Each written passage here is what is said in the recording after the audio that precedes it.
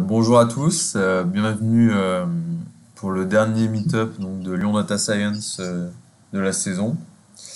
Voilà, donc moi c'est Clément Sage, donc le trésorier de l'association.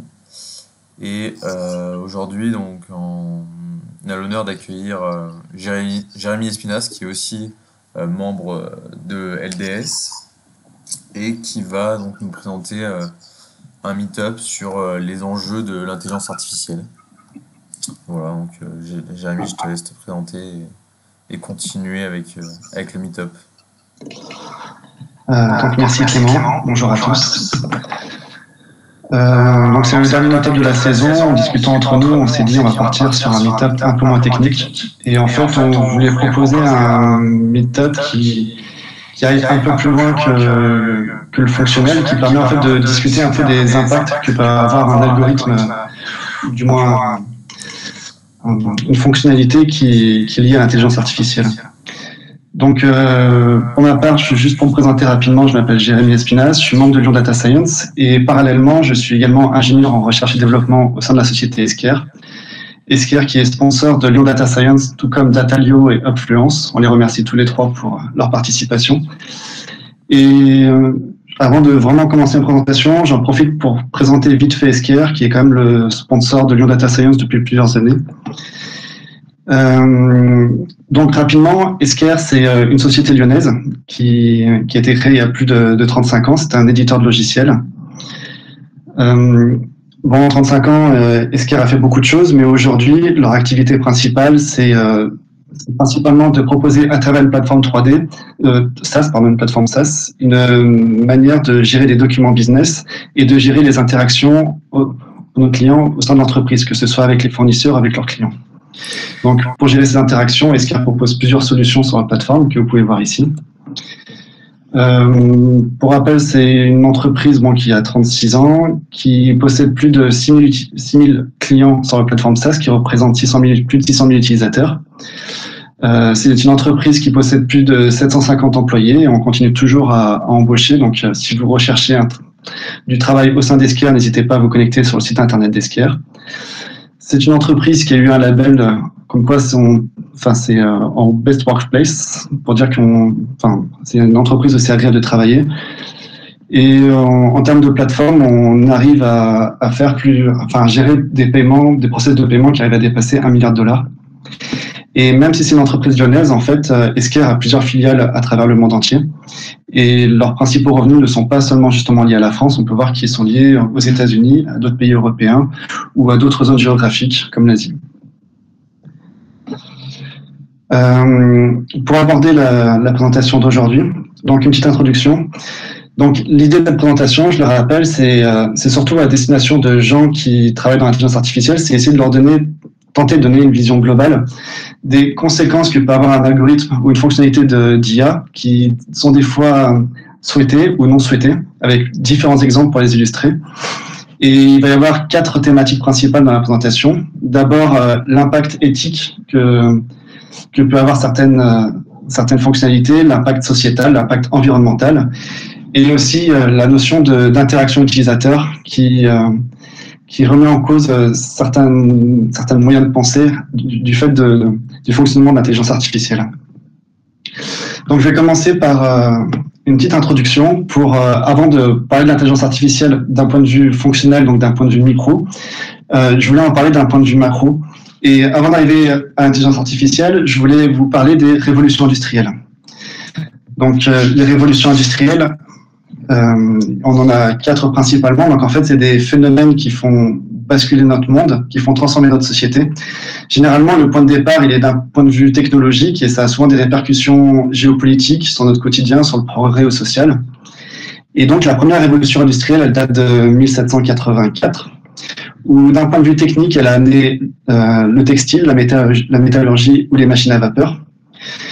Ce qui a engendré la mécanisation, par exemple, de l'agriculture. Mécanisation de l'agriculture qui a, par exemple, engendré un exode rural parce que finalement, les besoins en termes de main-d'œuvre se retrouvaient maintenant plus dans les villes que dans les campagnes. Cette première révolution industrielle a également redessiné un peu la géopolitique parce qu'elle a été favorable surtout à la Grande-Bretagne, la France et l'Allemagne. Et une autre chose qu'on peut dire de cette première révolution industrielle, il y a certains historiens qui vont même jusqu'à dire que l'abolition de l'esclavage est elle-même une conséquence de la révolution industrielle, car finalement, en mécanisant la main-d'œuvre pour gérer l'agriculture, on avait moins besoin de personnes dans les champs. Nous avons une seconde révolution industrielle qui est arrivée en 1870. Donc celle-ci, en fait, elle naît de l'arrivée de nouvelles énergies, qui sont le gaz, le pétrole, de nouvelles technologies. Donc on a le moteur à explosion qui a pu amener les avions, les voitures, l'arrivée de la chimie, l'électricité ou la sidérurgie.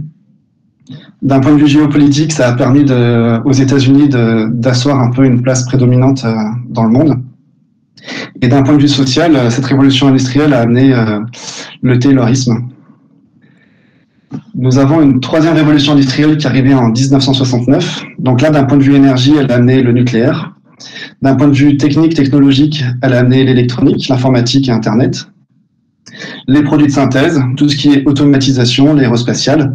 Et d'un point de vue géopolitique, ça a redessiné un peu les cartes, puisque le Japon, avec les États-Unis et l'Europe, justement, se sont mis à jouer un rôle stratégique dans notre monde. Et enfin, le quatrième, qui est maintenant, on a du mal encore à lui donner une date vraiment de début, qui est lié à de nouvelles technologies. Donc, comme on peut voir, il y a l'intelligence artificielle, le big data, la réalité augmentée, l'impression 3D.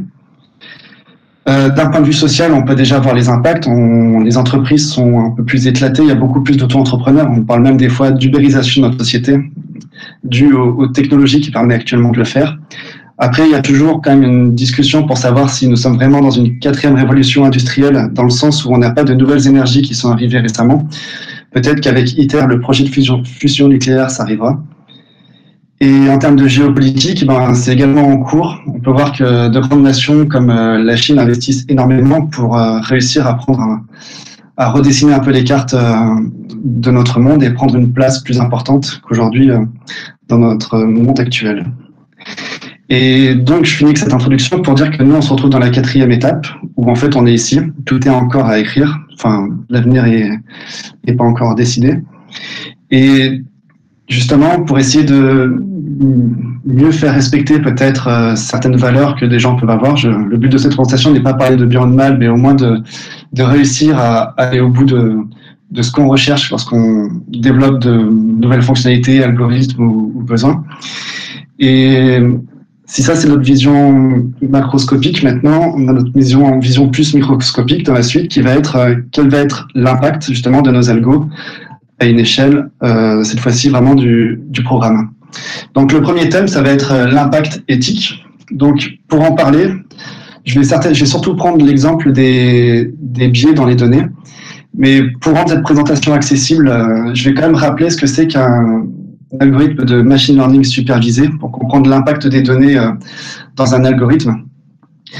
Donc, un algorithme, c'est quoi? C'est juste un programme qui prend une information en entrée et qui retourne une information en sortie, une information attendue.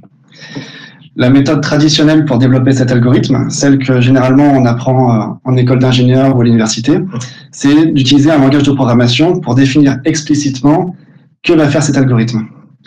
La méthode de machine learning supervisée, elle est un peu différente. Le but, c'est pas qu'un langage de programmation de définir directement ce que va faire cet algorithme, mais on va coder un algorithme intermédiaire qui va apprendre. Et pourquoi cette méthode? En fait, les algorithmes qu'on n'arrive pas à effectuer avec un langage de programmation, on va réussir à déporter la complexité sur autre chose, et en particulier sur les données. Par exemple, dans l'exemple suivant, si je veux écrire un algorithme avec un langage de programmation pour différencier dans cette image un muffin avec un chien, en fait, c'est un problème très compliqué. Mais on peut essayer de déporter la complexité en donnant à un algorithme un ensemble d'images pour lesquelles, sur certaines images, on va lui dire que c'est un muffin, pour d'autres images que c'est un chien, afin que par optimisation mathématique, il soit capable de généraliser et d'avoir, in fine, tout en haut, un programme qui permet vraiment de différencier un muffin et un chien. Donc ça, c'est l'approche de machine learning, supervisé, pour essayer de faire un algorithme. Et donc, cette approche-là, elle a été utilisée, par exemple, par Amazon, où justement, ils vont avoir des conséquences. Amazon a eu une idée très simple pour essayer de réduire le temps consacré à traiter leurs CV.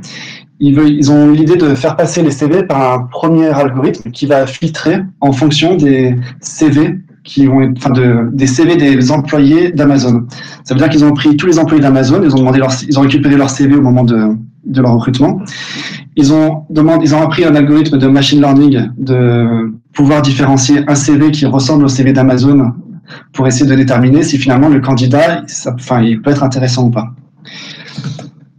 Donc là, je rappelle l'algorithme. Donc en fait, l'idée, c'est d'aider les ressources humaines à embaucher le meilleur candidat, présélectionner un pourcentage à peu près des meilleurs candidats en fonction des mots, et après utiliser les informations qui sont dans le CV, comme les années d'expérience ou les connaissances générales. Donc au premier abord, ce qui est intéressant dans cet exemple, c'est qu'on pourrait se dire que il est innocent et en fait on a quelque chose de juste parce que finalement l'être humain n'est pas intervenu ici dans l'algorithme. On a juste pris des données qui représentent justement les employés d'Amazon. Cependant, en fait, ne pas toucher les données, c'est aussi de leur donner du biais, parce qu'on s'est retrouvé avec une première conséquence, c'est que notre algorithme il avait tendance à exclure tous les CV où il y avait des femmes. Parce que finalement, dans les développeurs au sein d'Amazon, c'était quasiment composé en majorité d'hommes. Donc l'algorithme, il en a déduit quoi par rapport à son jeu d'entraînement? Que finalement, le profil idéal, ce serait un homme. Donc, en fait, ne pas vouloir traiter la donnée pour l'apprentissage, on se retrouve avec des biais qui sont très forts et donc un impact éthique, puisqu'on élimine une partie de la population sans raison valable. Au-delà de ça, on se doute qu'il y avait certainement il y a certainement des biais au niveau des ethnies ou du background social qui ont été engrangés automatiquement par rapport aux CV qui ont servi à l'entraînement de cet algorithme. Donc c'est juste une petite remarque, mais c'est juste pour rappeler qu'un algorithme n'est pas forcément juste. En fait, on lui fait un apprentissage à partir de données ou à partir d'une métrique qu'on veut optimiser. Et une autre remarque, c'est on pourrait se dire qu'est-ce qu'il faudrait faire pour que cet algorithme il soit parfait en quelque sorte dans son recrutement. Et en fait, c'est très compliqué parce qu'il faut qu'on ait un équilibre parfait dans les données. Donc ça veut dire un équilibre homme-femme, un équilibre en fonction du background social, un équilibre ethnique. Et finalement, peut-être on va se retrouver à la fin avec pas de données ou très peu de données. Et même dans ces cas-là, peut-être qu'il y a un équilibre auquel on n'a pas pensé au moment de trier nos données. Et à ce moment-là, on se retrouve toujours avec un algorithme qui finalement n'est pas éthique. Je vous propose un second exemple. Donc cette fois-ci, c'est PredPol. C'est une entreprise américaine qui propose à des villes un algorithme pour prédire justement les crimes au sein de la ville. Donc l'idée, elle est simple. C'est un algorithme de décision qui permet de dire aux policiers à quels endroits ils doivent effectuer leur ronde, parce qu'il y a une forte probabilité de criminalité qui devrait apparaître à ces endroits-là à une période de temps donnée. Donc ça se présente de cette manière-là. On a une carte sur la gauche qui est une heatmap des lieux probables de crime. Et à partir de l'historique, on détermine les zones sur lesquelles les policiers doivent faire leur ronde et doivent intervenir. Donc au premier abord, cette méthode, elle semble aussi pertinente, parce que finalement, on utilise un historique. Il y a une certaine innocence dans l'algorithme, parce qu'on n'a pas l'impression forcément que le développeur ou l'être humain a volontairement créé des discriminations en faisant cet algorithme-là. Et en fait, donc l'entreprise en elle-même n'a pas été accusée de discrimination ou quoi que ce soit, mais là, je relève justement de nombreuses réflexions ou d'articles qui sont sortis justement sur leur fonctionnement. Et on se rend compte qu'il y a beaucoup de difficultés par rapport à l'algorithme. C'est très difficile de prédire si l'algorithme a été efficace ou pas. Ce que je veux dire, c'est que si finalement on demande à un policier de se rendre à un endroit précis dans la ville parce qu'il y a un risque de criminalité, s'il y a eu un crime, l'algorithme dira, grâce à moi, finalement, on a pu arrêter la personne et assister au crime qu'on avait prédit. S'il n'y a pas de crime, à ce moment-là, l'algorithme peut très bien dire aussi, c'est grâce à moi, parce que grâce à la présence d'un policier à cet endroit-là, grâce à son intervention, finalement, il n'y a pas eu de crime sur ce secteur. Donc finalement, on se retrouve avec quelque chose qui est très difficile à donner du sens. Donc après, on peut se dire, ces algorithmes-là, on peut leur donner du sens en ayant une vision plus globale. Est-ce que globalement, dans la ville, la criminalité a diminué? Alors, justement, il y a eu des études là-dessus, et ils se rendent compte que, au final, la criminalité n'a pas forcément diminué. Elle s'est juste déplacée au sein du territoire. On se retrouve en fait à avoir des interventions de police dans les zones où les gens ont plus tendance à porter plainte ou du moins à définir qu'il y a eu un crime dans leur secteur. Ce qui sont généralement liés à des zones qui sont peut-être plus riches, parce que dans des quartiers populaires où la criminalité est plus fréquente, ils auront moins tendance justement à annoncer la criminalité et à porter plainte pour des petits délits. Donc au final, on se retrouve avec un déplacement de la police dans ces zones où les gens ont tendance à dénoncer la criminalité. Et donc on se retrouve avec une criminalité où d'un point de vue statistique, elle diminue, mais par des études sur la ville, d'un point de vue statistique global, en fait, elle reste assez constante et on a juste un déplacement dans certaines zones de criminalité. Et je reviens sur le troisième point aussi, c'est que dans leur algorithme, en fait, ils remplissent pas leurs données en fonction des personnes qui ont été jugées coupables, ils le font en fonction des personnes qui ont été arrêtées. Ce qui veut dire que si les policiers ont tendance à arrêter certains individus plus que d'autres, en fait, d'un point de vue statistique, l'algorithme va forcer justement à faire des rondes pour toujours gérer le même ensemble d'individus au sein de la ville.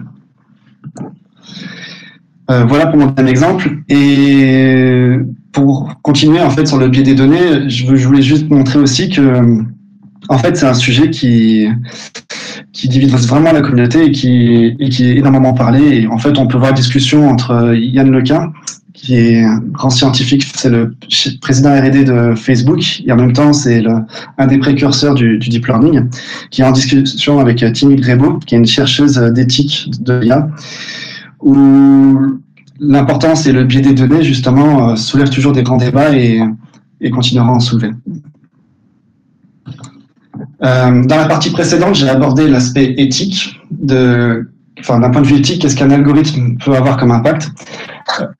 Maintenant, je voulais aborder d'un point de vue sociétal, quels peuvent être les impacts, justement. Et je vais vous donner deux exemples. Le premier, c'est Facebook, que je pense que tout le monde connaît. Donc Facebook, c'est un réseau social qui permet à des individus de communiquer entre eux, de partager des activités, d'avoir des notifications. On estime qu'il y a environ 3 milliards d'utilisateurs qui se connectent chaque mois sur Facebook. Et en pratique, en théorie, le fonds de commerce de Facebook, c'est faire de la segmentation marketing pour proposer des produits qui correspondent parfaitement à l'utilisateur et à ses besoins. Cependant, je vais vous parler d'une autre entreprise qui peut-être que vous connaissez, qui s'appelle Cambridge Analytica. Donc en fait, c'est une entreprise anglaise qui existait entre 2013 et 2018, qui officiellement, son rôle, c'est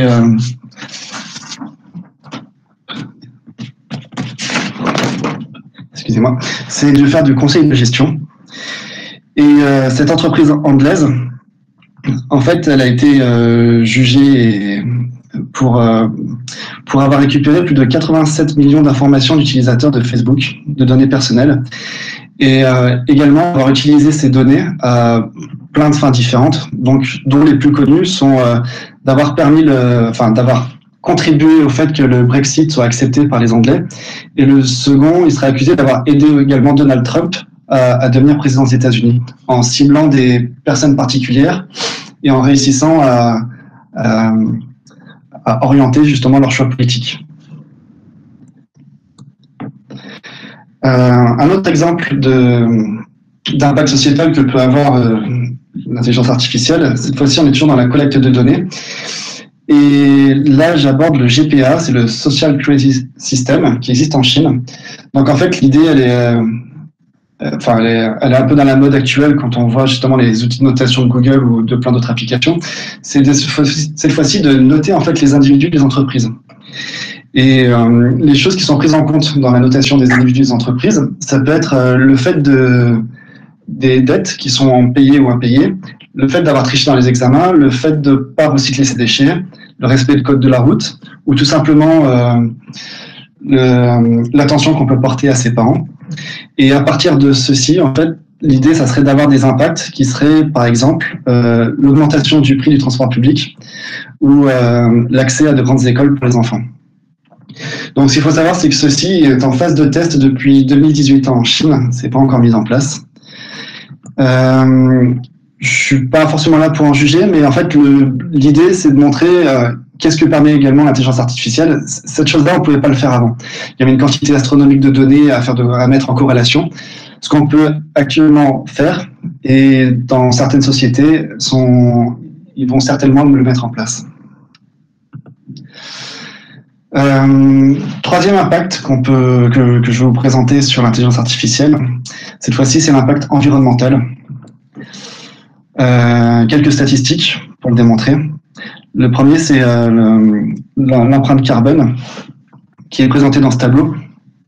Donc on peut voir qu'un trajet New York-San Francisco, on est à 1988 en empreinte carbone. La vie d'un être humain pendant un an, on est à 11 000. La vie d'un Américain pendant un an qui est supérieur, on est à 36 000. Et la vie d'une voiture incluant son essence, on est à 126 000 en empreinte carbone. Et en fait, si on étudie ça par rapport aux algorithmes de machine learning, d'intelligence artificielle, entraîner en fait un modèle NLP pour Natural Language Processing, c'est un modèle qui permet de comprendre du texte ou comprendre du moins le langage. Pour en utiliser un seul, on est assez faible, on est à 39, mais finalement le fait de concevoir un modèle, c'est-à-dire de faire des tonnes d'expérimentations pour avoir les meilleurs hyperparamètres et le tuner, c'est-à-dire réussir à le rendre le plus efficace possible, ça demande des tonnes et des tonnes d'entraînement. Et là, on monte facilement jusqu'à 78 000 juste pour développer un algorithme. Et pour un algorithme qui est plus important encore, qui sert aussi pour la NLP, qu'on appelle le Transformers, donc déjà on peut voir que un réseau, on est à 192, mais que la conception d'une architecture, on monte jusqu'à 626 en termes de consommation de carbone. Donc tout ça, en fait, ça englobe toutes les infrastructures machines qui sont utilisées, mises ensemble pour réussir à obtenir notre réseau in fine. On peut aussi essayer d'extrapoler, est-ce que dans l'avenir, on va avoir tendance à augmenter ces besoins ou pas. Donc pour l'illustrer, voici 4 benchmarks. Donc en fait, un benchmark, qui est sur la colonne de gauche, c'est un jeu de données avec une tâche particulière qui lui est associée. Et l'idée, c'est que sur Internet, on a des concours pour essayer de développer un algorithme pour répondre au mieux à la tâche à partir du jeu de données qui est présent. Donc ImageNet, c'est une base de données à un ensemble d'images, et la tâche qu'il faut réussir à accomplir, c'est essayer de deviner quels sont les objets, les éléments qui sont présents dans une image. Donc actuellement, le taux d'erreur il est de 11,5%. On peut voir les ressources en gigaflops et l'empreinte carbone que ça demande pour avoir ce résultat-là. On a un second jeu de données, c'est le MS Coco, qui permet à partir d'une image, faire de la segmentation, c'est-à-dire réussir à extraire précisément des éléments clés au sein de l'image. Nous avons un troisième jeu de données qui est le Squad 1.1. Donc là, c'est du question answering, c'est-à-dire que c'est un jeu de données, on a des questions d'utilisateurs avec des réponses attendues. Et pareil, ici, c'est essayer de faire le meilleur algorithme pour de nouvelles questions données, on obtient la réponse souhaitée. Et enfin, on a le WMT 2014, où là, c'est un jeu de données de phrases traduites entre l'anglais et le français. Et l'idée, c'est essayer de faire la meilleure traduction possible. Et on est à 4% d'erreur. Alors, je crois qu'il y a une erreur, en fait, on est à 54% d'erreur. J'ai une erreur dans ma slide. Et donc, si on se projetait pour essayer d'avoir un taux d'erreur beaucoup plus faible, par exemple, pour ImageNet, au lieu d'avoir 11,5% d'erreur, on essaye d'avoir 1% d'erreur. En fait, on se rend compte que l'empreinte carbone, il faudrait, par rapport aux ressources nécessaires pour arriver à ce 1%, il faudrait faire x 10 puissance 14 en termes de coût environnement, d'empreinte carbone pour réussir à ce score-là. Pareil pour MS Coco, si on veut arriver jusqu'à 10%, on est obligé de faire x 10 puissance 28. Pour le Squad, on est x 10 puissance 6. Et pour le WMT 2014, on est à 10 puissance 31. Donc autant dire que l'empreinte carbone est énorme dans ces cas-là. Et le souci, c'est que finalement, l'empreinte carbone, là on a parlé de l'apprentissage, en fait c'est les étapes de création d'algorithmes, enfin de modèles. L'empreinte carbone pour créer un nouveau modèle pour répondre à des besoins ou développer des nouveaux algorithmes. Mais finalement, une fois que l'algorithme est créé, c'est pas finalement là où l'empreinte carbone a été le plus important. C'est d'après Nvidia, il estime que en fait l'empreinte carbone dans la vie d'un algorithme 80-90% d'empreinte carbone, il sera surtout dépensé pour l'inférence, c'est-à-dire pour l'utilisation ou l'application de ce modèle qui a été généré. Et donc voilà, alors, autant dire que l'impact environnemental peut être très important. Je fais quand même quelques slides pour dire qu'on peut avoir des solutions. Souvent, c'est des solutions un peu de bon sens. La première, il existe des outils pour essayer de prédire l'empreinte carbone de développement d'algorithmes, où des fois c'est un peu transparent. Enfin, c'est pas très transparent. L'hardware qui est disponible sur des providers comme AWS ou Azure. Et il existe des outils en fait pour faire une estimation de l'empreinte carbone que va engendrer le fait d'utiliser cette plateforme pour développer de nouveaux modèles. D'autres choses qui sont un peu du bon sens pour réduire l'empreinte carbone, c'est finalement quand on a créé un modèle, on peut le réexploiter pour d'autres tâches. On n'est pas à chaque fois obligé de repartir de zéro pour créer un nouveau modèle. L'exemple, pour ceux qui ne connaissent pas, il faut voir le premier graphique du dessus, où finalement on a créé un modèle pour essayer de différencier certains animaux, comme le panda ou le raccoon. Et si j'ai besoin d'avoir un modèle pour différencier des chiens et des chats, je ne vais pas partir d'un réseau de neurones vide, je vais partir du réseau de neurones précédent qui a été développé, et je vais le spécialiser, c'est-à-dire que je vais refaire un petit entraînement avec de nouvelles données pour éviter de repartir de zéro. Et là, en fait, le modèle apprend beaucoup plus vite pour sa tâche, et s'il apprend beaucoup plus vite, ça veut dire qu'il utilisera beaucoup moins de ressources pour être développé. Voilà pour l'empreinte environnementale. Et une autre chose, d'autres impacts que peut avoir l'intelligence artificielle quand on développe, c'est l'interaction utilisateur. Donc j'ai deux exemples à montrer pour ces spécificités un peu que peut avoir l'IA sur l'user interaction. Donc le premier, c'est un algorithme qui a été développé à Esquire, qu'on appelle, c'est la version 1 de la découpe de l'autre facture. Donc en fait, au sein d'Esquire, certains clients, surtout les clients français, ils reçoivent en fait des factures par courrier. Une fois qu'ils ont l'ensemble des factures, ils vont les scanner ensemble. Ça génère un énorme PDF, qui est une concaténation de l'ensemble des factures reçues. Ensuite, elles sont envoyées sur la plateforme. Et sur la plateforme, il y a un utilisateur qui va de nouveau regarder sur l'autre facture et redécouper ce lot pour dire de la page 1 à 2, j'ai une facture, la page 3, c'est une facture toute seule, la page 4, c'est une nouvelle facture, pour que les factures puissent être traitées de nouveau indépendamment. Donc pour ça, Esquire propose une interface pour ses utilisateurs. La tâche n'est pas assez évidente parce qu'une facture, ça peut faire entre 1 et 15 pages. Donc, automatiser en fait la découpe automatique de l'autre facture n'est pas une tâche facile. Et donc, au sein d'Esquire, on a répondu à cette question à partir d'un algorithme de deep learning. Donc, la tâche en elle-même, c'est à partir d'un lot de factures, on passe notre algorithme et il nous retourne l'ensemble des factures prédécoupées. Ou par exemple, invoice 1, c'est vraiment la page 1 et la page 2 de la facture. Invoice 2, c'est uniquement la page 1 de la seconde facture, et ainsi de suite. Et pour ça, on a utilisé une solution assez simple. C'est une fenêtre glissante qui prend 2 pages consécutives. On les passe dans un réseau de neurones, un réseau de deep learning. Et en retour, ça nous retourne une valeur comprise entre 0 et 1. Et si la valeur est supérieure à 0,5, ça veut dire qu'il faut qu'on découpe ces pages. Si elle est inférieure à 0,5, ça signifie qu'il ne faut pas les découper. C'est 2 pages consécutives d'une même facture.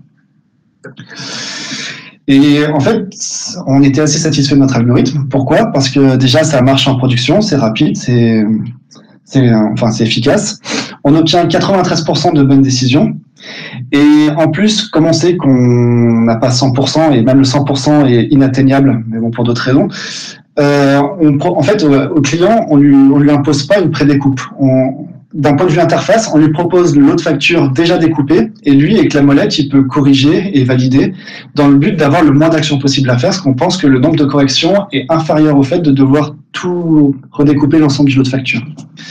Donc, au premier abord, notre algorithme, il semble séduisant.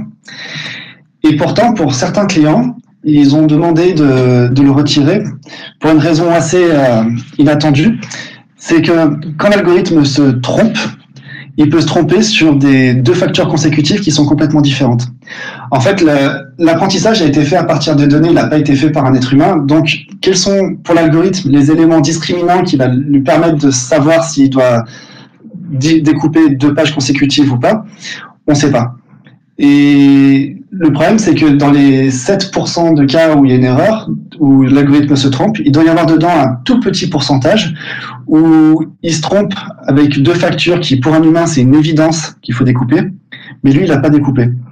Et le fait que l'utilisateur final, finalement, n'ait pas conscience de comment fonctionne l'algorithme, il a l'impression que ça a été mal programmé, ou du moins ça a été mal pensé, et donc il perd confiance en la fonctionnalité.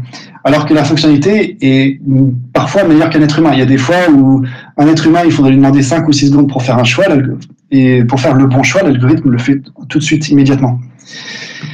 Donc c'est en fait le fait qu'on utilise les données pour construire des algorithmes et qu'on n'a pas cette abstraction faite par un être humain en utilisant un langage de programmation, on se retrouve avec des comportements qui sont différents parce qu'on n'utilise pas entre le développement d'un être humain et l'optimisation par des données pour un entraînement sont différentes.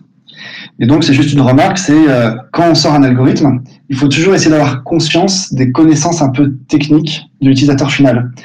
Pour que un utilisateur qui sait comment fonctionne l'algorithme de machine learning, il va dire ici, ah ok, il a utilisé un discriminant, on ne sait pas trop lequel, mais en termes de score, ça reste acceptable, donc pour moi je le garde. C'est pour ça que le nombre de clients qui ont retiré la fonctionnalité était faible, mais c'était des personnes qui perdaient confiance en l'algorithme parce qu'elles avaient l'impression que le fonctionnement était incorrect. Je propose un autre exemple d'interaction utilisateur qui est un peu mal tourné. Donc c'est en mars 2016, Microsoft sort une intelligence artificielle qu'il a appelée TAI. Donc l'idée, c'est que cette intelligence artificielle on peut interagir avec elle à partir des réseaux sociaux.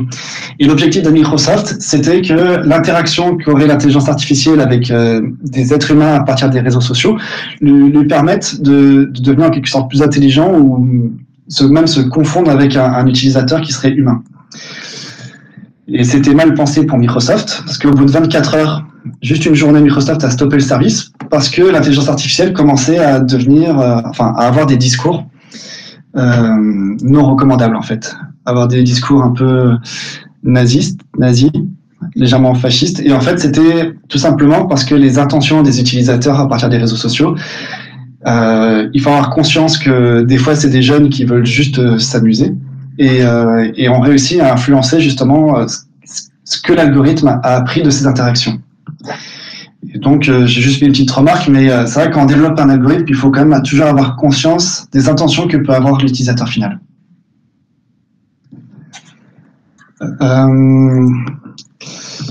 Voilà pour les différents impacts présentés. Je finis par une conclusion. J'avais pas forcément d'idée pour la conclusion, mais je voulais rappeler que l'intelligence artificielle est encore une technologie nouvelle. Et comme toute technologie nouvelle, il y a des déceptions par rapport à ce qu'on peut faire. Et je pense qu'il faut prendre du temps pour en connaître les conséquences et pouvoir les maîtriser pour qu'à la fin, on obtienne un algorithme qui corresponde vraiment à ce qu'on voulait au départ et partage des valeurs que pourraient avoir les personnes qui la conçoivent. Et j'ai parlé un peu de choses un peu négatives sur l'intelligence artificielle, mais juste pour dire d'un point de vue positif que on peut essayer de faire en sorte que l'IA devienne un moyen de résoudre les principaux problèmes de notre temps, qui sont l'écologie, la santé ou les égalités sociales, tout simplement en maîtrisant ce qu'on fait au sein des algos. Voilà pour ma présentation. Merci à tous. Et si vous avez des questions, n'hésitez pas. Merci Jérémy pour ta présentation. C'était très clair. Il y a un peu d'écho aussi, tu as le son maximum de ton côté. Merci, oui, ça aide à mettre un peu de recul sur cette technologie d'IA qui est puissante, mais bien avec son lot de